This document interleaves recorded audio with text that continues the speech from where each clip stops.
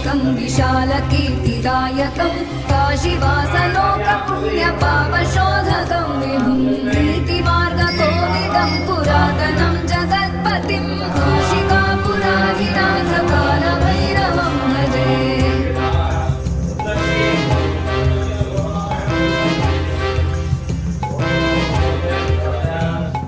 कालभैरवाष्टकं पठन्